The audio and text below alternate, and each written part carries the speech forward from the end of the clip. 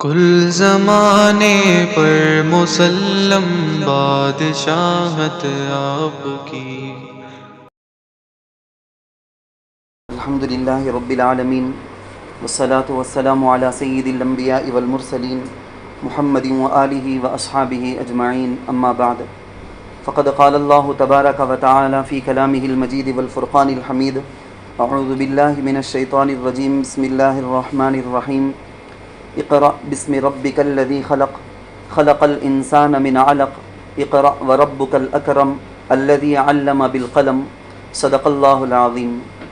وعن عمر رضی اللہ تعالی عنہ قال قال رسول اللہ صلی اللہ علیہ وسلم: ان اللہ یرفع بهذا الکتاب اقواما ویضع به آخرین۔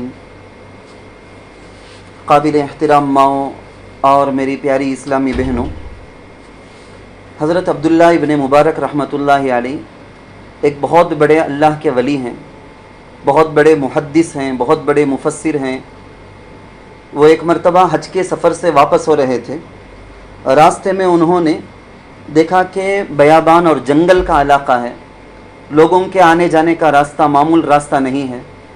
وہاں پر ایک بوڑھی ماں، ایک بوڑھی خاتون پریشان حال بیٹھی ہوئی ہیں۔ حضرت دور سے دیکھے، سمجھ گئے کہ راستہ بھٹک گئی ہے، حاجیوں کا جو قافلہ چلتا ہے اس میں سے یہ کسی وجہ سے بہک گئی ہے، اب راستہ نامعلوم ہونے کی وجہ سے بہک کر یہاں تک پہنچ گئی ہے کہ اب یہاں سے راستہ پتہ نہیں ہے۔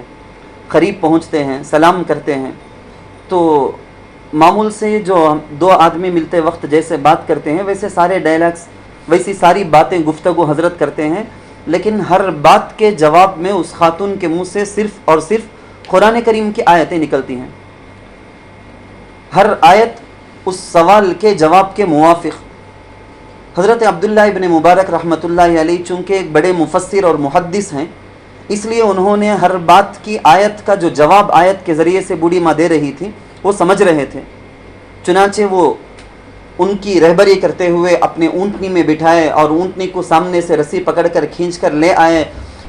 جس قافلے سے وہ بھٹک گئی تھی، جس قافلے میں اس بوڑھی ماں کے بیٹے تھے، جوان بیٹے تھے، وہاں تک لے آ کے راستہ پر پہنچا دیے۔ تو ان بیٹوں سے جب پوچھا تو تب حقیقت سمجھ میں آئی کہ یہ جو ہماری اماں ہیں، وہ بچے بول رہے تھے، یہ جو ہماری اماں ہیں، ہمارے امی 40 سال ہو گیا معمول سے اپنی کوئی بھی بات جو دنیا میں انسان کرتے ہیں وہ بات کرنا چھوڑ کر 40 سال سے صرف اور صرف قرآن کریم کی آیتیں ہی ان کی زبان میں ہیں، اس کے علاوہ اور کوئی چیز ان کی زبان سے آتا ہی نہیں۔ میری پیاری اسلامی بہنوں، قرآن یہ اللہ تعالیٰ کا کلام ہے، خود اللہ کی ذات سے نکلا ہے۔ جیسے میں اب بات کر رہا ہوں یا آپ جب بات کر رہے ہوتے ہیں، آپ کی اپنی ذات سے آپ کی آواز نکلتی ہے، آپ کی باتیں نکلتی ہیں، جو دل میں آپ سوچتے ہیں وہ بتاتے ہیں۔ بالکل یہ قرآن، اس کو ہم کہتے ہیں اللہ کا کلام، کلام اللہ، یہ اللہ کی ذات سے نکلا ہوا اللہ کا کلام ہے، اللہ کی ذاتی صفت ہے۔ جیسے اللہ قدیم ہے، ہمیشہ سے ہے، اللہ کی کوئی سٹارٹنگ نہیں ہے، اینڈنگ نہیں ہے، جس کو ہم ازل سے ہے ابد تک ہے کہتے ہیں۔ بالکل اسی طرح سے اللہ کا جو قرآن ہے، یہ کلام ہے، یہ بھی ہمیشہ سے ہے اور ہمیشہ رہے گا۔ ہم دیکھتے ہیں کہ تورات ہے، زبور ہے، انجیل ہے، اللہ نے اپنی مخلوق کی، اپنے بندوں کی ہدایت کے لیے جس طرح سے کتاب بھیجی اسی طرح سے رجال بھی بھیجے۔ اللہ نے جو کتابیں بھیجی جیسا کہ تورات، زبور، انجیل، قرآن اور اس کے علاوہ صحف ابراہیم، صحف موسیٰ وغیرہ، اللہ صرف کتابیں نہیں بھیجے بلکہ اس کو سمجھانے والے، گائیڈ کرنے والے اپنے پروفٹس، اپنے پیارے پیغمبر جو چنندہ منتخب افراد ہیں انسانوں میں ہی سے، ان کو بھی اللہ بھیجے۔ تو اسی کو مفسرین لکھتے ہیں کہ اللہ نے کتاب اللہ کے ساتھ اپنے رجال اللہ بھی بھیجے۔ یہ جو قرآن، جس بابرکت قرآن، اس سے نسبت جس کی بھی جڑ جائے وہ سارے کے سارے بابرکت۔ اس کو سننا، اس کو دیکھنا، اس کو سوچنا، اس کو سمجھنا، اس کو صرف آنکھوں سے دیکھ لینا بھی عبادت۔ ایسا بابرکت کلام جس کی طرف جس کی نسبت جڑ گئی وہ دنیا کا سب سے زیادہ معزز ہو گیا۔ اللہ کے رسول صلی اللہ علیہ وسلم نے فرمایا: خیرکم من تعلم القرآن وعلمہ، بیسٹ کون ہے، یہ تو قرآن کریم کے سیکھنے سکھانے کو رکھ کر فیصلہ کیا جائے گا، جو قرآن سیکھتے سکھاتے ہیں. جیسا کہ حضرت مفتی طاہر صاحب دامت برکاتہم العالیہ نے بھی بتایا تھا، تلاوت کے جو 2 درجے ہیں، ایک معمول جو درجہ ہے کہ تلاوت کرنا سمجھے بغیر، ایک اعلیٰ درجہ ہے، ہائیسٹ ایک درجہ ہے، بہت افضل درجہ ہے، وہ یہ ہے کہ جو مسلمان عورت تلاوت کر رہی ہے وہ اس کو سمجھ بھی رہی ہے کہ اللہ اس میں کیا کہتے ہیں، اس سے اپنی زندگی کے لیے ہدایت بھی لیتی ہے، اس سے اپنی زندگی کے لیے رول ماڈل کے طور پر اپنی زندگی گزارنے کا طریقہ، یہ کتاب ہی کتاب ہدایت ہے. یہدی للناس ان ھذا القرآن یہدی للتی ہی اقوم، یہ درست راستہ بتانے ہی کے لیے آیا ہے. خیر، ہماری یہ چونکہ پہلی مجلس ہے، کچھ ابتدائی اور ضروری باتیں جو تفسیر اور ترجمہ جاننے سے پہلے ہمارے علم میں ہونا چاہیے، ان میں سے کچھ باتیں. سب سے پہلی بات تو یہی کہ جس قرآن کی تفسیر کی مجلس یہ شروع ہو رہی ہے، ہم اللہ تعالیٰ سے دل میں ضرور ہم دعا بھی کریں گے، عہد بھی کریں گے، اور اس کے لیے دعائیں کرتے ہوئے ہمیشہ اپنا پکا ارادہ رکھیں گے کہ یا اللہ اس کے اندر پابندی عطا فرما، تیرے کلام کے انوار اور برکات کو ہم حاصل کریں، اپنے گھر کے افراد اور اپنی اولاد کے اندر منتقل کرنے کی وہ ہمت اور وہ حوصلہ ہمیں عطا فرما، وہ سعادت مند خاتونوں میں سے ہمارا شمار فرما. یہ ہم دعا بھی کرتے رہیں گے، پابندی کی کوشش بھی کرتے رہیں گے. سب سے پہلی بات، اس کا نام ہے قرآن. خود قرآن قرآن عربیہ، لو انزلنا هذا القرآن على جبل لرأيت، جگہ جگہ ہم دیکھتے ہیں کہ خود قرآن اپنا نام ایک بار نہیں، 2 بار نہیں، 70 پر 3 مرتبہ 73 مرتبہ قرآن اپنا نام بتاتا ہے کہ میرا نام قرآن ہے. تو اللہ کے کلام کو ہم قرآن کہتے ہیں. عربی گرامر کے اعتبار سے دیکھا جائے تو قرأ سے، قرأنا سے اس کا کیا معنی آتا ہے؟ اس کا معنی آتا ہے وہ کتاب جس کی آیتیں ملی ہوئی ہیں، یہ ایک دوسرے کے ساتھ ملی ہوئی ہیں، وہ کتاب جس کے ٹاپکس، جس کے مضامین، جس میں بیان کی گئی چیزیں آپس میں ایک دوسرے سے بالکل میل کھاتے ہیں، جڑتی ہیں، وہ کتاب جس کو بار بار پڑھی جاتی ہے. اس سے زیادہ دنیا کے اندر ایسی کوئی کتاب نہیں ہے جس کو کثرت سے، بہت زیادہ، جتنا زیادہ قرآن پڑھا جاتا ہے اتنا زیادہ پوری دنیا کے اندر کوئی کتاب نہیں پڑھی جاتی. اس وجہ سے بھی اس قرآن کو قرآن کر کے عربی گرامر کے اعتبار سے نام ہے. قرآن کی اصطلاحی تعریف یعنی ٹیکنیکل ورڈ میں اگر بولا جائے تو قرآن کس کو کہتے ہیں؟ نور الانوار ایک کتاب ہے، بلکہ کئی ساری تفسیر کی کتابوں کے اندر اس کی یہ تعریف لکھی ہوئی ہے. قرآن کیا ہے؟ هو الکتاب المنزل، وہ کتاب جو اللہ کی طرف سے اتاری گئی، علی الرسول، ہمارے پیارے آقا سرکار دو عالم صلی اللہ علیہ وسلم پر، المکتوب فی المصاحف، جو ہمارے مصحفوں میں، جو ہمارے پاس قرآن کے نام پہ کتابیں ہیں نا، اس کے اندر جو لکھی ہوئی ہیں ان ورڈز کو، ان الفاظ کو قرآن کہتے ہیں. المنقول عنہ نقلا متواترا بلا شبہۃ، بغیر کسی رتی برابر بھی ڈاؤٹ کے، شبہ کے، جو اللہ کے رسول صلی اللہ علیہ وسلم سے کنٹینیوسلی سلسلہ وار، بیچ میں ذرہ برابر بھی سلسلہ نہیں کٹا، سلسلے وار ہمارے تک سینہ بسینہ ہم تک پہنچا ہے نا، اس کتاب کو قرآن کہتے ہیں. قرآن کریم کے نازل ہونے کے اعتبار سے چھوٹے چھوٹے سوالات، اس کے جوابات اس انداز سے ہم سمجھتے جائیں گے. قرآن کریم کے نازل ہونے کے کتنے مرحلے تھے؟ تو مفسرین، بعض مفسرین لکھیں 2 مرحلے تھے، بعض لکھتے ہیں کہ 3 تھے. 3 کی بات کو ہم لے لیں تاکہ اچھی طرح سے سمجھ میں آ جائے. مفسرین لکھتے ہیں کہ سب سے پہلے تو اللہ تعالیٰ نے انہ لقرآن کریم فی کتاب مکنون فی لوح محفوظ، جگہ جگہ قرآن کے اندر آیا ہے. تو سب سے پہلے اللہ نے لوح محفوظ میں، اس جو مدر ڈاکومنٹ کے طور پر ہم بول سکتے ہیں، اس جگہ میں اللہ تعالیٰ نے نازل کر دیا پورا کا پورا قرآن ایک ساتھ. پھر وہاں سے دنیا سے جاتے ہوئے جو سب سے پہلا جو آسمان آتا نا، جس کو آسمان دنیا کہا جاتا ہے، وہاں پر اس کو اتارا گیا. انا انزلناہ فی لیلۃ مبارکہ، انا انزلناہ فی لیلۃ القدر، ان آیتوں کے اندر اسی کے بارے میں بتایا گیا ہے. پھر وہاں سے حضرت جبرائیل علیہ السلام کے واسطے سے اللہ تعالیٰ جب جتنا جتنا لے جانے کا حکم کرتے ہیں اتنا اتنا لے کر حضرت جبرائیل علیہ السلام اللہ کے رسول صلی اللہ علیہ وسلم کے پاس پہنچتے اور ان آیتوں کو پہنچاتے. لا تحرک به لسانک لتعجل به ان علینا جمعہ وقرآنہ فاذا قرأناہ فاتبع قرآنہ. ان آیتوں کے اندر اسی کے بارے میں بتایا گیا. ہم جانتے ہیں، ہمارے بچے بھی جانتے ہیں کہ کل 23 سالوں میں قرآن کریم نازل ہوا. مکۃ المکرمہ میں نبوت کے ملنے کے بعد 13 سال مدینہ منورہ میں 10 سال. تو کل ملا کر اگر دیکھا جائے تو 20 پر 3 سال کے آس پاس قرآن کریم دھیرے دھیرے تھوڑا کر کے نازل ہوتا رہا. وحی جس کو ہم کہتے ہیں وحی، یعنی حضرت جبرائیل علیہ الصلاۃ والسلام کا اللہ کے رسول صلی اللہ علیہ وسلم کے پاس لا کر پہنچانا. وحی 2 طرح کی ہوتی ہیں، ایک ہے وحی مطلوع اور ایک ہے وحی غیر مطلوع. ایک وہ وحی ہے جو اللہ کے پاس سے بات آئی اور اس کو ہم باقاعدہ تلاوت کرتے ہیں، نمازوں میں پڑھتے ہیں. ایک وحی وہ ہے جو اللہ کی طرف سے ہی بات آئی، نبی علیہ الصلاۃ والسلام کے دل میں ڈالی گئی، لیکن اس کی تلاوت نہیں کی جاتی. اس کو قرآن پڑھے جیسا پڑھتے ہیں ایسا نہیں پڑھا جاتا. اس کو کہتے ہیں حدیث. تو قرآن بھی اللہ ہی کی طرف سے، حدیث بھی اللہ ہی کی طرف سے. البتہ وحی میں ڈیفرنٹ ہے، 2 قسم ہو گئی ہیں. تو ہم حدیثوں کو، وہ بھی اللہ کی طرف سے آئی ہیں، لیکن ہماری اپنی فرض، واجب، وتر، نفل نمازوں کے اندر جیسا قرآن پڑھتے نا، اس جگہ میں ہم وہ نہیں پڑھ سکتے. کیوں؟ اسی وجہ سے اس کا نام کہا گیا غیر مطلوع. تلاوت اس کی نہیں کی جا سکتی، اس کو سمجھا جا سکتا ہے، سمجھایا جا سکتا ہے، بولا جا سکتا ہے، لیکن نمازوں کے اندر تلاوت کی جگہ میں نہیں آ سکتی ہے. وحی کیا ہے؟ بخاری شریف اصح الکتب بعد کتاب اللہ، دنیا کے آسمان کے نیچے رہنے والی جتنی بھی کتابیں ہیں دنیا میں، ساری کتابوں میں قرآن کریم کے بعد سب سے زیادہ صحیح ترین باتوں کا الجامع، وہ جو کتاب ہے صحیح البخاری، اس کتاب کے اندر سب سے پہلے کیف کان بدء الوحی الی رسول اللہ، سب سے پہلا باب ہی یہی ہے، سب سے پہلا چیپٹر یہی ہے کہ وحی کیسے آتی تھی. اس بارے میں ہم جانتے ہیں کہ اللہ کے رسول صلی اللہ علیہ وسلم نبوت ملنے کے بعد حضرت خدیجہ امی جان ام المؤمنین حضرت خدیجہ رضی اللہ عنہا، یہ بیوی ہیں اللہ کے رسول صلی اللہ علیہ وسلم کی.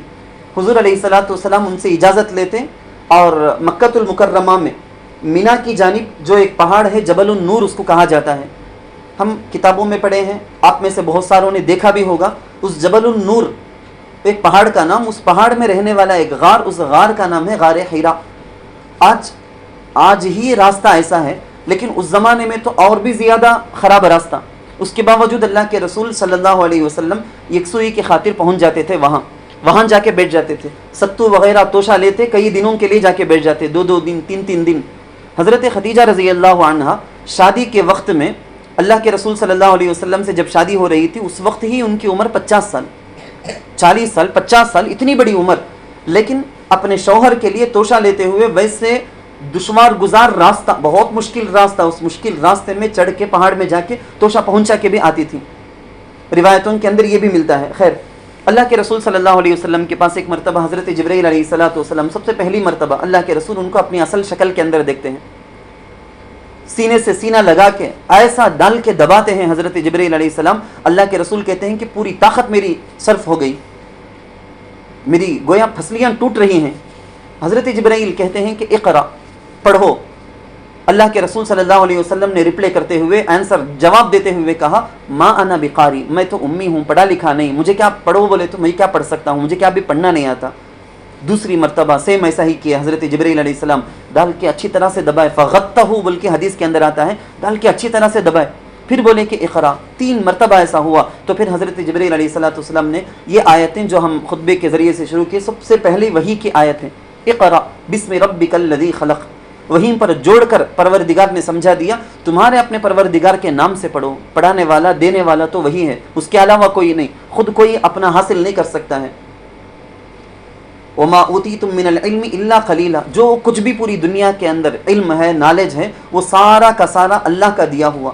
اللہ کا علم تو سمندر کے برابر، پوری دنیا آج تک انسانیت کو جتنا بھی ملا ہے سب کچھ اگر ملا کر دیکھ لیا جائے نالج، تو سمندر سے نکالا ہوا ایک پانی کے خطرے کے برابر بھی نہیں ہوگا اللہ کے علم کے آگے.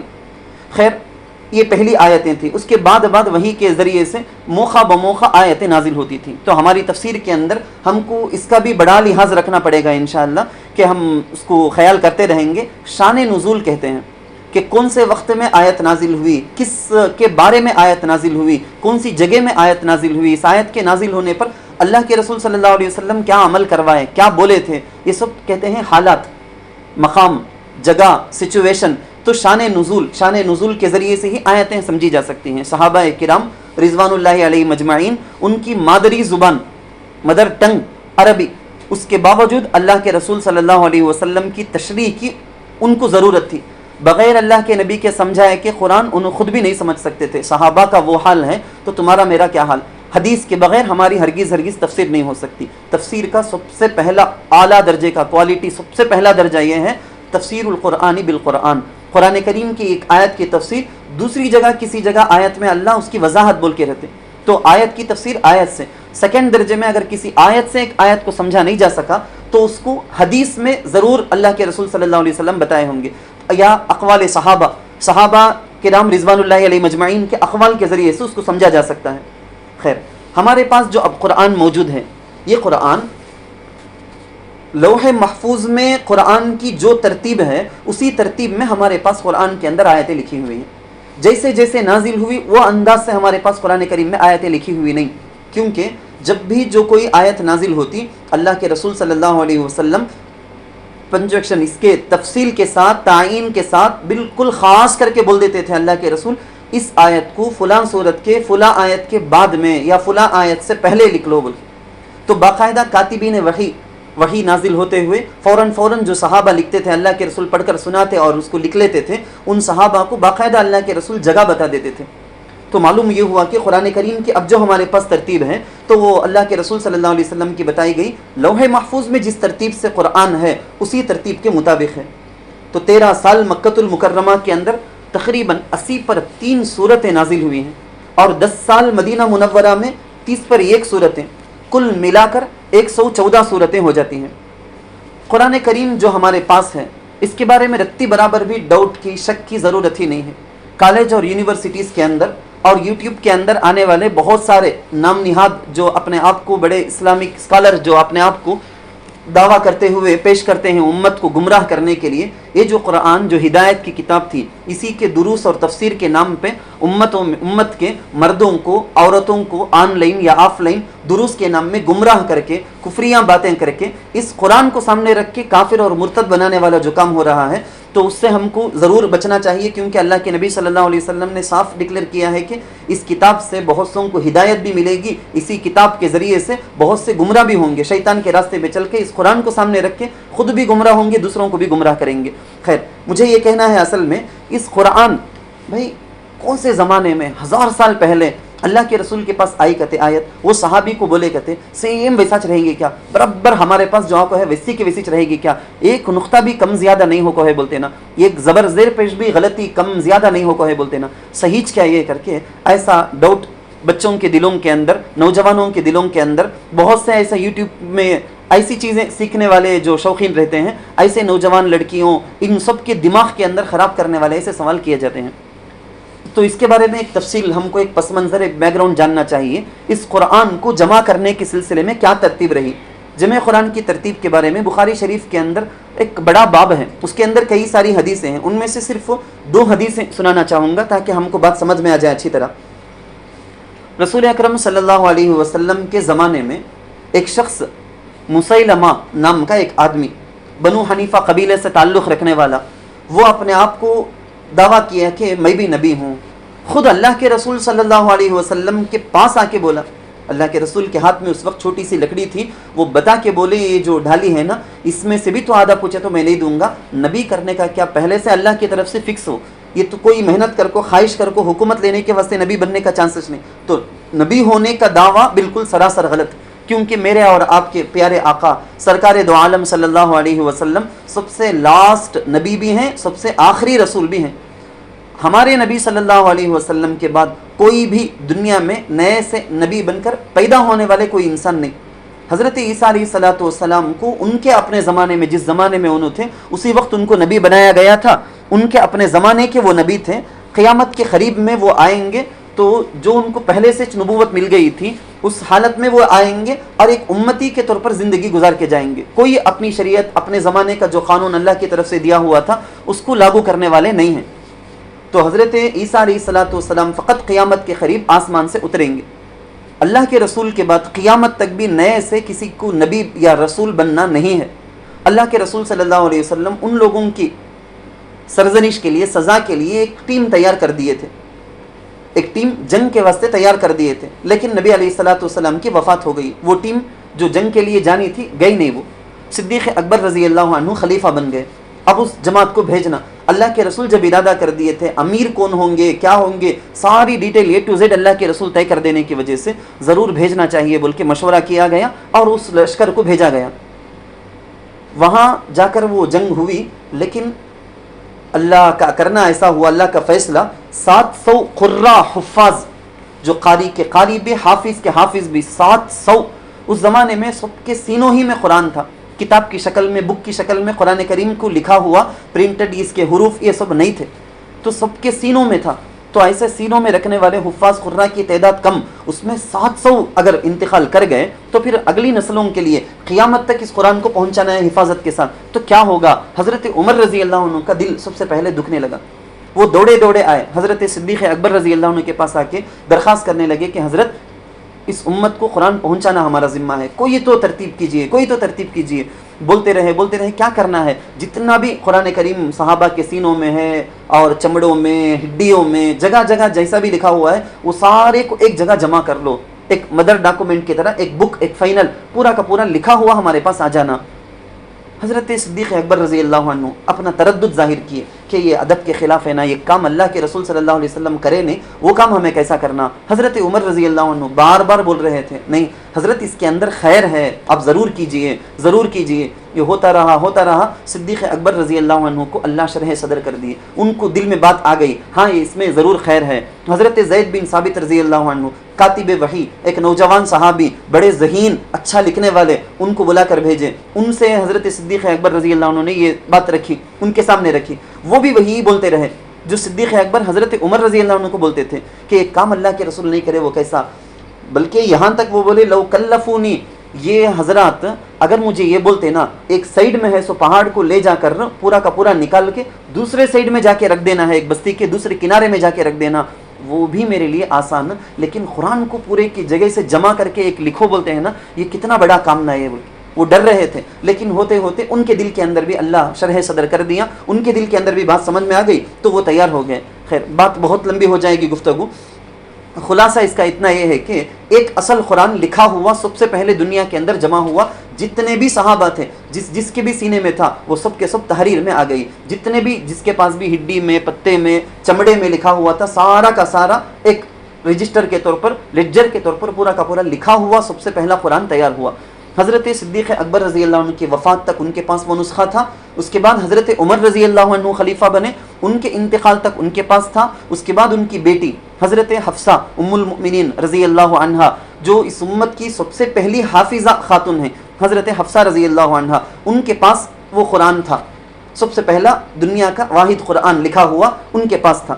لیکن دوسری طرف حضرت عثمان رضی اللہ عنہ کی خلافت کا زمانہ, آذربائیجان آرمینیا یہاں سب فتوحات کا سلسلہ, بہت سے ممالک کنٹریز وہاں کے غیر مسلم نئے اب مسلمان بن گئے ہیں, نو مسلم ہیں. وہ قرآن کو کہ جیسے جیسے منہ ان کا جاتا ہے ویسا ویسا پڑھتے ہیں, عجیب عجیب انداز سے پڑھنے لگے. یہ دیکھ کر پریشان ہوئے کچھ صحابہ, خاص طور پر حضرت حذیفہ ابن یمان رضی اللہ عنہ پریشان ہوئے. حضرت عثمان رضی اللہ عنہ کے پاس آ کے درخواست کرنے لگے حضرت ادرک هذه الامہ, اس امت کو بچا لو. ڈیزائن سے ایک بھی نو مسلم جو مسلمان ہوئے ہیں ان کو معلوم نہ ہونے کی وجہ سے ڈیزائن سے قرآن پڑھتے ہیں, تو ایک طریقے میں پڑھنے کا ایک ہی طریقہ اس میں جمع کر دو. تو حضرت عثمان رضی اللہ عنہ حضرت حفصہ رضی اللہ عنہ کے پاس درخواست کر کے مانگے کہ وہ قرآن کا نسخہ دو, ہم کاپی کر لیں گے اس کو, اس کے بعد واپس بھی آپ کو کر دیں گے. وعدہ کر کے لیے اور اس 4 صحابہ کو بٹھائے, تقریباً 6 کاپی 6 نسخے تیار کی. 6 لیڈجر دنیا میں ایک تھا, اس کو کاپی کر کے 6 بنا لیے. 6 بنا کر بڑے بڑے ایک ملک کو, جیسے فار ایگزامپل ہمارے زمانے میں بولے ایک امریکہ کو, ایک آسٹریلیا کو, ایک رشیا کو, بول کے جو بڑے بڑے ملک تھے ایک ملک کو ایک قرآن دے کر ساتھ میں قاری صاحب کو بھی بھیجے کہ اس میں جیسا ہے ویسا پڑھا کے امت کو تعلیم دینا, امت کو سکھانا. جیسے اللہ کے نبیوں کو اللہ یہی ذمہ داری کے ساتھ صرف کتاب نہیں دے دیے, یعلمہم الکتاب یتلو علیہم, تلاوت بھی کر کے پڑھ کر بھی سنائیں گے, سمجھائیں گے بھی, ان کے دل کی بھی پاکی صفائی کریں گے اور تفسیر بھی کریں گے. 4 کام ہر نبی کو دے کے اللہ تعالیٰ جیسا بھیجے ویسا حضرت عثمان رضی اللہ عنہ بھی صرف نسخہ نہیں دیے, ساتھ میں قاریوں کو بھی بھیجے. تو خلاصہ یہ نکلا کہ 4 دور. ایک تو اللہ کے رسول صلی اللہ علیہ وسلم کے زمانے میں سب سینے میں یاد کر کے حفظ رکھتے تھے, محفوظ رکھتے تھے. نمبر 2 مختلف جگہوں میں مختلف چیزوں میں لکھ کر رکھتے تھے. نمبر 3 حضرت صدیق اکبر رضی اللہ عنہ کے زمانے میں سب سے پہلا نسخہ لکھا ہوا. نمبر 4 حضرت عثمان رضی اللہ عنہ کے زمانے میں کئی سارے نسخے، ان میں سے ایک نسخہ مدینہ منورہ کے لیے اسپیشل کر کے رکھ لیے، خود اپنے پاس حضرت عثمان رضی اللہ عنہ رکھے تھے، اور ان کی شہادت کے وقت اسی نسخے میں صبغۃ اللہ ومن احسن من اللہ صبغہ، ان آیتوں میں حضرت عثمان رضی اللہ عنہ کی شہادت کے وقت خون کی چھینٹے بھی اڑے تھے۔ اب آگے کی بات، ایک ضروری بات کہ ہماری جو آج ہم قرآن کریم کی تلاوت کرتے ہیں، ہماری تلاوت کی آسانی کے لیے کچھ اقدامات ہر زمانے کے بزرگوں نے، اولیاء نے اللہ تعالیٰ سے دعا کر کے اللہ کی مدد لے کے کچھ طریقے رائج کیے۔ ایک تو میں آپ کو سمجھا دیا مکی مدنی صورتیں، قرآن کریم کی صورتوں کے ناموں میں اوپر لکھا ہوا ہوتا مکیۃ مدنیۃ لکھا ہوا ہوتا، اس کا کیا لاجک ہے، اس کا کیا مطلب ہے، سمجھا دیا۔ دوسری بات، یہ صورتوں کی جو ترتیب ہمارے پاس لکھی ہوئی ہے، سب سے پہلے بقرہ، پھر اس کے بعد آل عمران، یہ جو ترتیب ہے نا، یہ ترتیب توقیفی، یعنی اس میں کسی کا عقل کا دخل نہیں ہے، یہ سب کے سب اللہ کے رسول جیسا جس کے بعد کون سی صورت بولے ہیں کہ اسی ہی ترتیب میں ہے۔ لیکن بزرگوں نے ایک ترتیب یہ بنائی، یہ پورے قرآن کریم کو 30 پاروں میں 30 جز میں تقسیم کی۔ اس کا کیا مطلب؟ یہ قرآن کی تلاوت کی آسانی کے لیے، ایک عورت، ایمان والی ایک عورت چاہتی ہے کہ ہر مہینہ ایک قرآن کریم کا دور کر لوں، تو اس کے لیے آسانی یہ ہو گئی کہ مہینے کے 30 دن روزانہ ایک پارہ پڑھ کے 30 دن میں 30 قرآن ختم کر سکتی ہے۔ چاہے تو 30 دن میں ایک قرآن کوئی مرد کوئی عورت پڑھنا چاہے تو پڑھ سکتے ہیں۔ اگر کسی کے اندر اور زیادہ ہمت ہے، اور زیادہ حوصلہ، عزائم بلند ہیں، وہ چاہے کہ ایک ہفتے میں ایک دور کرنا ہے، تو 7 منزلوں کی ترتیب بنائی گئی، روزانہ ایک منزل کے اعتبار سے 7 دن میں ایک قرآن کا دور پورا کر سکتے ہیں۔ اسی طرح سے قرآن کریم کی سورتوں کی جو آیتیں ہیں، آیتوں کی کاؤنٹنگ، اس کی گنتی کے حساب سے بھی قرآن کریم کی کچھ تقسیم ہے۔ ایک تو یہ ہے کہ سب سے پہلے چند سورتوں کو کہتے ہیں طوال، چند سورتوں کو کہتے ہیں طوال۔ طوال کا معنی یہ بہت لمبی لمبی سورتیں، بہت زیادہ آیتیں، 100 سے بھی زیادہ، 100 سے بھی اوپر بہت زیادہ آیتیں، جیسا کہ سورہ بقرہ وغیرہ ہیں۔ اور نمبر 2 ہے مئین، جس کو کہتے ہیں مئین کا معنی جس طرح سے ہم کہتے ہیں نا 100، تو ویسا مئتن کا معنی عربی کے اندر مئتن کہتے ہیں، اس کا معنی آتا ہے یہی 100، سینچوری سب بولتے ہیں نا، ویسا 100 کے آس پاس، 100 سے ذرہ کم یا ذرہ بڑھ کر، ایسی جو اتنی آیتیں جو ہوتی ہیں ان کو کہتے ہیں مئین۔ یہ تقریباً سورۃ الانفال سے سورۃ الغافر تک 13 سورتیں ایسی ہیں۔ اور اس کے بعد نمبر آتا ہے مثانی، آپ نے سنا ہوگا، مثانی کہتے ہیں، یہ 80 یا 80 کے آس پاس کاؤنٹنگ والی اتنی تعداد کی جو آیتیں ہوتی ہیں ان کو کہتے ہیں۔ یہ سورۃ الرعد سے لے کر سورۃ الفتح تک کئی سورتیں ہیں، تقریباً 20 پر 8 سورتیں ایسے ہیں جن کو مثانی کے کیٹیگری میں ہم لا سکتے ہیں۔ اس کے بعد سورۃ الفتح کے بعد سے سورہ قاف سے لے کر سورۃ الناس تک بھی جتنی سورتیں ہیں ان کو بولا جاتا ہے مفصلات بول کے۔ آپ کو یقیناً معلوم ہوگا، اگر نہیں معلوم ہے تو یہ معلوم کر لینا چاہیے۔ قرآن کریم کی قرات کی نمازوں میں قرات کے اعتبار سے جو مسنون مقدار ہے اس کے اعتبار سے 3 قسم ہیں۔ فجر اور ظہر کے اندر طوال مفصل اس مقدار کی صورتیں پڑھنی چاہیے۔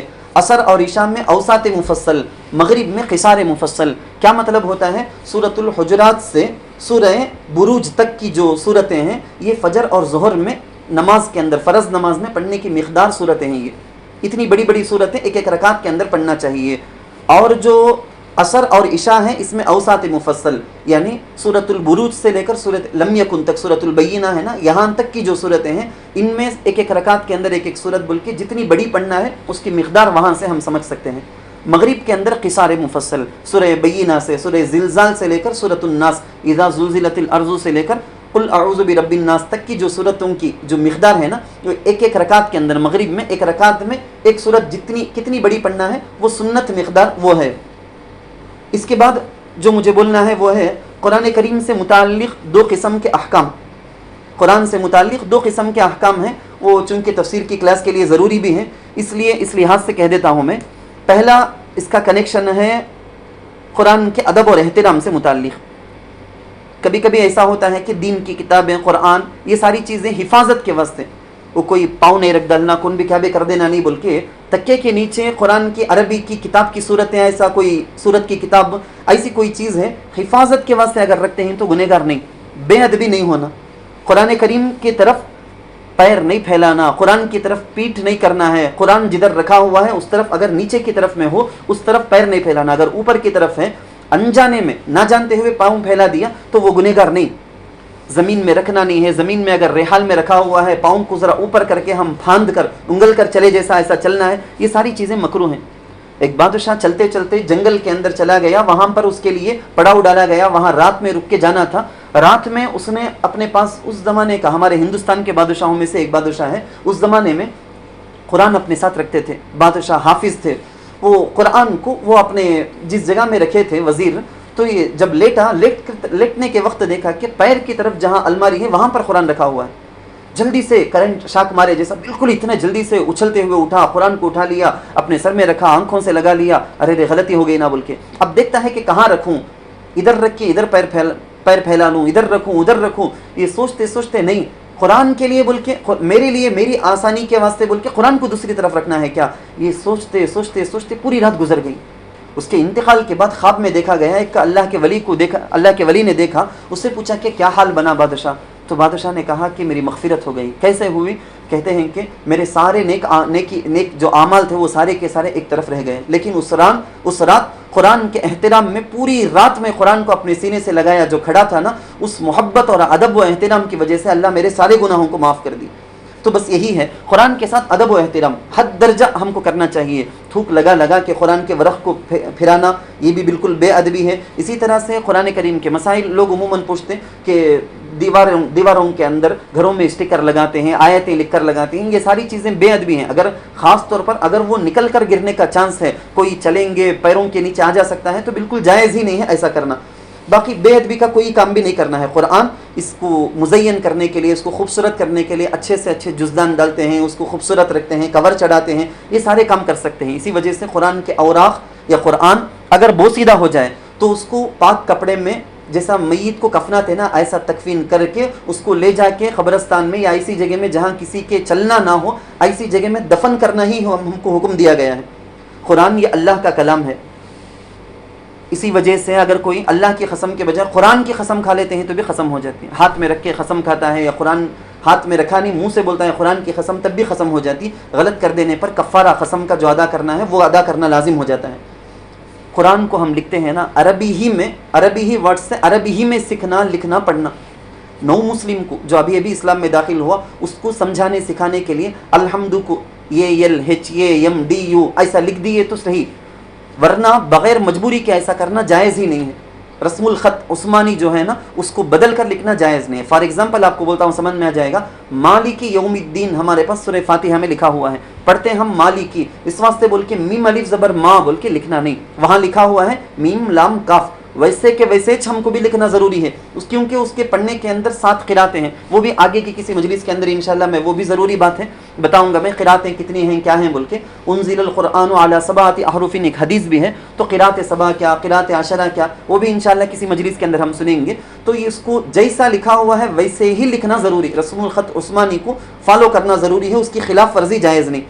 تلاوت سے متعلق کچھ آداب کیا, جب کبھی ہم کو تلاوت کرنے کا ارادہ ہو جائے تو اچھے کپڑے پہن کر صاف ستھرے انداز میں قبلے کی طرف رخ کر کے بیٹھ کے اگر ہم پڑھیں گے, جہاں تک ہو سکے شیطان کے اٹیک سے ہمیں بچ سکتے ہیں, توجہ کے ساتھ ہم پڑھ سکتے ہیں. قرآن کریم کو تعوذ اور تسمیہ کے ساتھ اعوذ باللہ اور بسم اللہ کے ذریعے سے شروع کرنا ہے, اور بغیر قرآن کو ہاتھ میں لیے کہ اگر کوئی بیٹھ کے پڑھتا, لیٹ کر کوئی عورت لیٹ جانا چاہتی ہے, لیٹ کے سورہ ملک پڑھنا چاہتی ہے رات میں بستر میں لیٹے, اس کی اجازت تو ہے, لیکن اتنا ضروری ہے کہ ادب و احترام لازم. کھڑے ہوئے, بیٹھے ہوئے, لیٹے ہوئے, کون سی بھی حیت میں پڑھ سکتے ہیں, شریعت میں اس کی کوئی پابندی تو نہیں ہے. گندگی کی جگہوں کے اندر, فار ایگزامپل حمام ہے, استنجا خانہ ہے, ایسی جگہوں کے اندر پڑھنا آواز سے جائز نہیں ہے. آہستہ بھی نہ پڑھے. بغیر وضو کے قرآن کو چھو نہیں سکتے قرآن کو. ہاں, جو قرآن کریم کا کور بھی نہیں اور چھونے والے کے تابع بھی نہیں ہے, اس کا اپنے جسم میں رہنے والے کپڑے بھی نہیں ہیں, ایسا ایک جیسا کہ جزدان ہے یا کوئی علیحدہ ایک کپڑا ہے, اس کے ذریعے سے قرآن کو ایک جگہ سے اٹھا کے اور ایک جگہ رکھنے کے واسطے ایمرجنسی میں اتنا تو کر سکتے ہیں. بلا ضرورت کے یہ بھی نہیں کرنا ہے. اور جس پر غسل فرض ہے یا عورت ماہواری کے ایام میں ہے, تو ان دنوں میں تو قرآن کو نہ چھو سکتے, نہ بغیر چھوئے کے جو حفظ یاد ہے اس کو بھی نہیں پڑھ سکتے. ذکر و اذکار, درود وغیرہ یہ سب تو پڑھ سکتے ہیں. اسی طرح سے کہیں کسی مجلس میں دوسرے کام میں لوگ مشغول ہیں, بیٹھے ہوئے ہیں, وہاں پر ایک عورت بیٹھی زور سے بلند آواز سے قرآن کی تلاوت کرتی ہے, تو یہ صحیح نہیں ہے. اس کو چاہیے کہ آہستہ تلاوت کریں, کیونکہ قرآن کریم کا حکم یہ ہے کہ جب کبھی اس قرآن کو پڑھا جائے لوگوں کو لازم ہو جاتا ہے کہ وہ غور سے سنیں اور خاموش ہو جائیں. جب لوگ دوسرے کام میں ہیں تو ایسا کرنا صحیح نہیں ہے، کیونکہ لوگ توجہ ادھر نہیں کریں گے اور سنیں گے نہیں، خواہ مخواہ ان کو گنہگار بنانا لازم آ جائے گا۔ اور اپنا کوئی کام کرتے کرتے، جیسے عورتیں کھانا بناتے ہوئے، جھاڑو دیتے ہوئے، گھر کا کوئی بھی کام کرتے ہوئے قرآن کی آیاتوں کی تلاوت کرنا چاہتی ہیں اور توجہ بھی اس طرف کرتی ہے، تو بہت اچھا، مستحسن، بلکہ اس کی وجہ سے اس کے کام کے اندر، اس کی ساری چیزوں کے اندر برکتیں منتقل ہو جائیں گی۔ تلاوت کے دوران نبی علیہ الصلوۃ والسلام کا نام آ گیا تو تلاوت کو روک کر کہیں سے سننے میں آ گیا تو فوراً صلی اللہ علیہ وسلم کر کے بولنے کا حکم نہیں ہے، بلکہ حکم تو یہ ہے جب تمہاری تلاوت ختم ہوگی، جب درود پڑھو، جب صلاۃ و سلام بھیج دو۔ ہاں البتہ اگر اکیلے بیٹھ کے تلاوت کر رہے ہیں، اس وقت اذان شروع ہو گئی، تو علماء نے لکھا، فقہاء نے لکھا ہے، لازم واجب تو نہیں ہے لیکن مستحب یہ ہے کہ تلاوت کو روکو اور اذان کا جواب دے دو پھر اس کے بعد۔ اور عموماً ہمارے زمانے کے اندر لیپ ٹاپ میں، فون میں جو قرآن پڑھتے ہیں، تو اس کے بارے میں بھی ایک آخری مسئلہ، ضروری مسئلہ بول دیتا ہوں میں، تو اس اسکرین کا اس وقت تو قرآن کریم ہی کا حکم ہو جاتا ہے۔ بغیر وضو کے کیسا قرآن کو ہاتھ نہیں لگا سکتے ہیں کہ ایسے قرآن جب ڈسپلے میں موجود ہوتا ہے، اسکرین کو اس وقت بغیر وضو کے ہاتھ نہیں لگا سکتے۔ ہاں اگر بیک میں ہے، ایپ کے اندر ہے، PDF فائل کی شکل میں ہے، وہ اگر اسکرین میں اس وقت نہ ہو تب بغیر وضو کے بھی اس کو ہاتھ لگانا گناہ نہیں ہوگا، غلط نہیں ہوگا۔ قرآن کریم کی تلاوت کرتے ہوئے جب کبھی بھی قرآن کریم کا دور پورا ہو تو اس وقت دعا کرنا مستحب ہے، بلکہ حدیث کے اشارے سے معلوم ہوتا ہے کہ اس وقت دعائیں قبول ہوتی ہیں۔ اس کے بعد جو بات بتانی ہے، بہت ساری باتیں ہیں، جہاں تک ہو سکے مختصر انداز میں بولنے کی کوشش کر رہا ہوں میں۔ تو اب چونکہ ہماری یہ پہلی مجلس ہے، کچھ تو ایک 10 منٹ تو کم سے کم ہم تفسیر سے متعلق کچھ بات ہم کر لیں۔ سب سے پہلی بات تو میں آپ کو یہ کہنا چاہوں گا کہ ہمارے پاس اسلام میں حکم یہ ہے کہ کوئی بھی اچھا کام شروع کرو بسم اللہ کر کے شروع کرو۔ کھانا کھاتے ہیں بسم اللہ وعلی برکت اللہ، داخل ہوتے ہیں کسی اچھی جگہ میں بسم اللہ ولجنا، سفر میں بسم اللہ الحمدللہ سبحان الذی سخر لنا، ہر کام کے شروع میں بسم اللہ، اللہم بسمک اموت و احیا، ہر کام کو بسم اللہ سے شروع کرنے کا ہم کو حکم۔ لیکن ایک مسلمان خاتون کو اس وقت سوال پیدا ہوتا ہے، حضرت قرآن پڑھنا شروع کرنے کے وقت میں اعوذ باللہ من الشیطان الرجیم سے کہہ کو، جس کو عربی میں تعوذ کہتے ہیں۔ تعوذ کا معنی اعوذ باللہ من الشیطان الرجیم پڑھنا۔ تو یہ تعوذ سے کیوں قرآن شروع کرتے ہیں؟ باقی سب کام میں بسم اللہ، اور یہاں کیوں اعوذ باللہ؟ تو اس کے کئی سارے جوابات ہیں تفسیر کے اندر۔ بعض علماء اپنی تفسیر کو اعوذ باللہ سے شروع کر کو ہیں، لیکن اکثر مفسرین تو بسم اللہ سے شروع کریں، بعض علماء تو ویسا کیے ہیں۔ تو میں بھی مناسب سمجھا کہ تعوذ ہی کے بارے میں تفسیر ہو جائے، تو پھر آگے کی مجلس میں اگر آج نہ ہو سکے تو بسم اللہ کی تفسیر انشاءاللہ آگے کی مجلس میں ہم دیکھ لیں گے۔ سب سے پہلے یہ سوال ہمارے سامنے آیا کہ کیوں قرآن کو فقط اعوذ باللہ سے شروع؟ تو اس مسلمان بندی کے سامنے اس سوال کا جواب قرآن کریم سے ملتا ہے کہ دیکھو خاتون، اللہ کی بندی، اللہ کا، تمہارے پروردگار کا حکم یہی ہے کہ جب بھی تم قرآن پڑھو تو بسم اللہ سے، اعوذ باللہ سے قرآن کی تلاوت شروع کرو۔ اس سے بڑھ کر اور کسی جواب کا انتظار ہی نہیں ہونا۔ وَإِذَا قَرَأْتَ الْقُرْآنَ فَاسْتَعِذْ بِاللَّهِ مِنَ الشَّيْطَانِ الرَّجِيمِ، جب اللہ کا یہ حکم ہے تو اب آگے اشکال ہی نہیں ہوگا مسلمان بندی کو۔ اعوذ کا معنی کیا؟ ہم قل اعوذ برب الفلق، قل اعوذ برب الناس اس کے اندر پڑھتے ہیں۔ اعوذ کا معنی کیا؟ پناہ چاہنا۔ اس کا لغت کے اندر ڈکشنری کے اعتبار سے یا اصطلاح ٹیکنیکل ورڈ کے اعتبار سے دیکھیں، اس کا معنی آتا ہے کہ غلط چیز سے ڈرانے کی، برائی کی، خراب جو چیز ہے اس سے پناہ چاہنا، یہ اس کا معنی آتا ہے۔ استعاذہ بھی اس کو عربی میں کہتے ہیں۔ اس کے اندر تقریباً 5 چیزیں آ جاتی ہیں۔ ایک ہوتا ہے پناہ چاہنا، میں ایزی الفاظ میں بولتا ہوں میں۔ ایک عورت بولتی ہے کہ ایک دوسری عورت کو بولتی ہے، خدیجہ یا عائشہ مجھے ذرا شیر سے بچاؤ کر کے، شیر سے مجھے بچاؤ، سانپ سے مجھے بچاؤ۔ تو اس کے اندر تقریباً 5 پوائنٹس آتے ہیں، 5 چیزیں آتی ہیں۔ ایک تو پناہ چاہنا، حفاظت چاہنا۔ نمبر 2 ہے پناہ چاہنے والی، جس کو عربی میں بولیں گے مستعیذہ۔ پناہ چاہنے والی کون؟ کس کی پناہ چاہتی ہے؟ اللہ کی پناہ چاہتی ہے۔ کس سے پناہ چاہتی ہے؟ شیطان سے پناہ چاہتی ہے۔ اور کس بات سے پناہ چاہتی ہے؟ شیطان کے شر سے پناہ چاہتی ہے۔ تو کل 5 چیزیں آئیں گی تعوذ کے اندر۔ ایک چھوٹا سا سوال یہاں پر یہ بھی پیدا ہو سکتا ہے، اعوذ باللہ کا میننگ پڑھنے والی بہت سی میری اسلامی بہنیں جانتی ہوں گی کہ جس طرح سے انگریزی کے اندر سنگولر پلورل ہوتا ہے نا، کہ ایک ہوتا ہے آئی اور ایک ہوتا ہے وی، ہم، آئی ول، وی ول ٹیک کیئر۔ تو وی یہ سنگولر پلورل میں نعوذ باللہ کر کے شنانا، کیوں اعوذ باللہ کر کے سنگولر آیا ہے؟ میں پناہ چاہتی ہوں، ایسا کیوں؟ ہم پناہ چاہتے ہیں کر کے آنا تھا نا۔ سورہ فاتحہ میں آپ دیکھو، ایاک نعبد، ہم عبادت کرتے ہیں، ایاک نستعین، ہم مدد مانگتے ہیں، اہدنا الصراط، ہم کو سیدھا راستہ بتا، یہ سب پلورل آیا ہے۔ تو وہاں اعوذ باللہ کو کیوں سنگولر؟ تو علماء نے اس کا بھی جواب دیا ہے کہ اصل میں شیطان کا جو نقصان ہے نا، ہر ایک کو سنگل ہر پرسن کو انفرادی اتنا زیادہ ہوتا تو اس سے پناہ تو ہر ایک کو سنگل علیحدہ چاہنی چاہیے۔ اور ایک جواب میں آپ کو جواب ہی بتاتا جاؤں، میں جتنا ہو سکتا ہے آج کی مجلس کے اندر اتنا، باقی کا انشاءاللہ کنٹینیو کر لیں گے ہم۔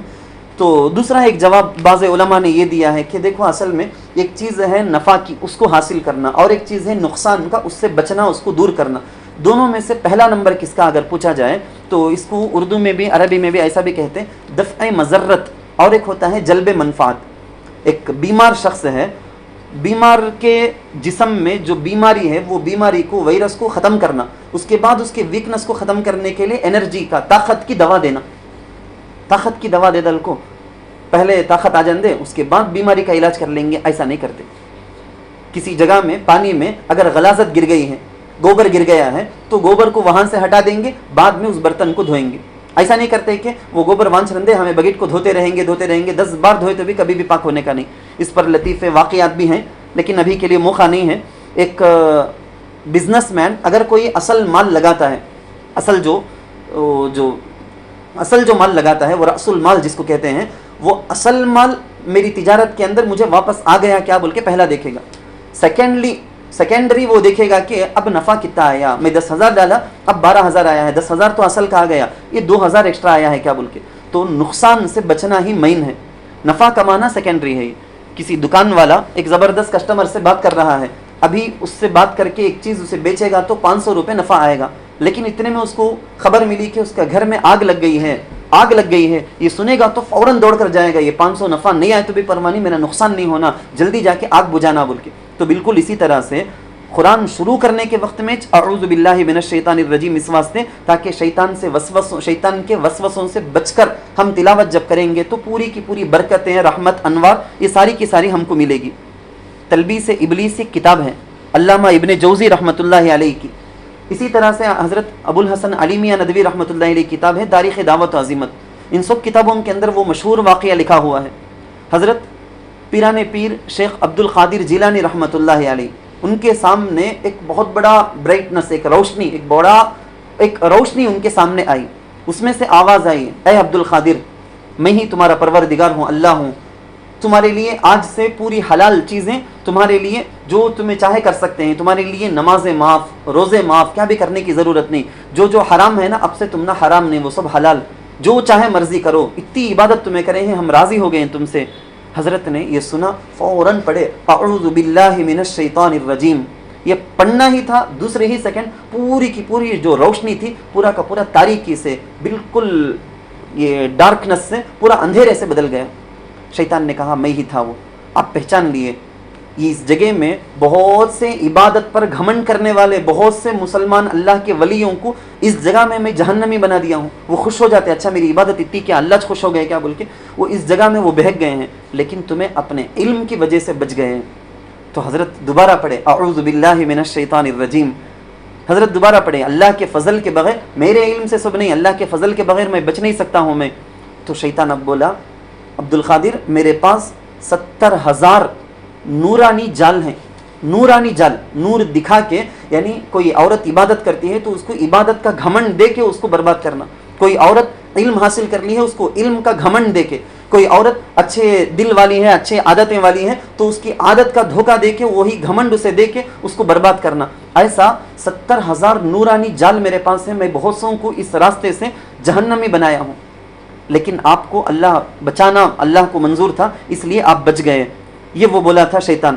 تو ہم کو کیا سمجھ میں آتا ہے کہ اعوذ باللہ من الشیطان الرجیم ہی کے ذریعے سے ہم جب تلاوت کے لیے بیٹھیں گے شیطان کے تمام وساوس سے ہم بچیں گے، کیونکہ قرآن کریم کے اندر ایک جگہ اللہ تعالیٰ فرماتے ہیں انہ یراکم ہوا وقبیلہ من حیث لا ترونہم، اللہ فرماتے ہیں کہ وہ شیطان سارے کے سارے اے انسان تجھ کو دیکھتے ہیں لیکن تو ان کو نہیں دیکھتا۔ دشمن ہم کو سامنے نظر آتا نا، جب ہم اس کے کیا ہیلے ہیں، کیا تدبیر ہیں، انہیں کیا ہم کو ہرانے کے لیے کیا کرتا، ہماری بربادی کے لیے کیا کرتا دیکھیں گے تو ہم ڈیفنس کے واسطے تیار ہو جائیں گے۔ شیطان جب نظر نہیں آتا تو اس کے وسوسے نظر نہیں آتے تو اس سے بچنا بھی بڑا مشکل ہو جاتا۔ اب بچنے کے لیے ہمارے پاس طاقت نہیں ہے، شیطان سے بھی زیادہ طاقت کس کے پاس ہے کہ وہ ذات کی پناہ لے لینا، ہم وہ ذات صرف اور صرف اللہ تعالیٰ کی ہے، اسی وجہ سے اعوذ باللہ آیا ہے، اعوذ بالرحمن میں رحمان کی پناہ چاہتی ہوں، ایسا نہیں آیا. اعوذ بالرحیم میں رحیم کی پناہ چاہتی ہوں، نہیں آیا. اعوذ باللہ اللہ کی ذات سے، اللہ کی ذات سے بڑھ کر کوئی نہیں، یا صفت کا بھی نہیں بلکہ اللہ کی ذات کا ڈائریکٹلی تذکر آ گیا. اللہ کی ذات کی میں پناہ چاہتی ہوں کہ اللہ ہی شیطان کے مکر سے ہم کو بچا سکتا ہے. حضرت اسماعیل علیہ السلام کو ذبح کرنے کے لیے حضرت ابراہیم علیہ السلام جب چل رہے تھے تو ایک نہیں تین جگہ آ کے شیطان ان کو بہکانے کی کوشش کیا. جن کو حج کی سعادت ملی ہے وہ جانتے ہیں وہاں جا کے 3 جمرات میں شیطان کے وہ پتھر کی کنکری مار کے جمرات میں رمی جمار کر کے آئے ہیں. وہ جانتے ہیں شیطان کیسے آ کے بہکانے کی کوشش کیا. نبی وقت کے پیغمبر خلیل اللہ غزوہ بدر کے موقع میں ابو جہل کے ساتھ ایک ٹیم آئی تھی. شیطان ایک بہت بڑے جنگجو جو قبیلہ تھا ان کے سردار کی شکل میں آیا تھا. فرشتوں کو اترتے ہوئے 3,000 5,000 فرشتوں کو اترتے ہوئے دیکھا، دم دبا کے بھاگ گیا شیطان. حضرت ابو ہریرہ رضی اللہ عنہ زکوٰۃ کے مال کے نگران تھے، امانت دار تھے. رات میں انہوں نگرانی کرتے ہیں کہ ایک چور آ رہا ہے، آ کے بالکل سونا اپنے ہاتھوں سے بھر کے لے جانے کی کوشش کر رہا ہے. پکڑ لیے حضرت ابو ہریرہ رضی اللہ عنہ. لمبا واقعہ ہے، بخاری شریف کی حدیث ہے. خلاصہ اس کا یہ کہ وہ حضرت ابو ہریرہ رضی اللہ عنہ بولے کہ میں صبح میں رسول اللہ صلی اللہ علیہ وسلم کے سامنے تجھے پیش کر دوں گا، میں جو سزا چور کی ہے وہ جاری کریں گے حضور. بولا کہ نہیں میں تم کو ایک زبردست چیز بتاؤں گا، چوری نہیں ہونا، کیا بھی شیطان کے چیزوں سے، شیطان کے مکر سے بچ جانے کے واسطے ایک زبردست چیز میں تم کو بتاؤں گا، اس کے بدلے میں مجھے چھوڑ دو. کیا چیز ہے؟ اذا اویت الی فراشک. اس وقت وہ چیز بول کر گیا شیطان کہ جب بھی بستر میں ایمان والی عورت، بچے، جوان، مرد جائیں تو آیت الکرسی پڑھ لیں تو ہر قسم کی بلا مصیبتوں سے اللہ کی حفاظت میں وہ پوری رات رہیں گے. صبح میں اللہ کے رسول صلی اللہ علیہ وسلم کی خدمت میں پہنچ کے حضرت ابو ہریرہ رضی اللہ عنہ نے فرمایا تو عجیب بات، اللہ کے رسول صلی اللہ علیہ وسلم نے کہا کہ ہے تو وہ بدبخت جھوٹا، لیکن یہ جو بات بولا ہے انہیں سچ بولا ہے انہیں، بول کے اللہ کے رسول صلی اللہ علیہ وسلم تائید بھی کیے تھے.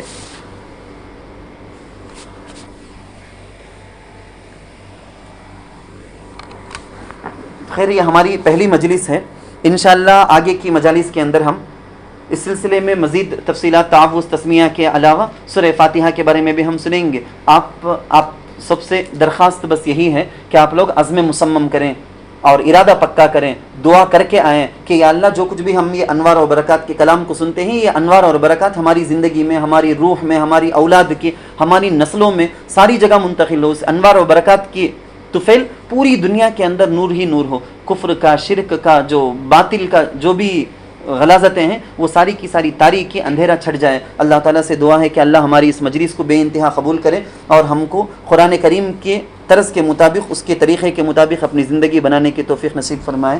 آمین. وآخر دعوانا ان الحمد للہ رب العالمین.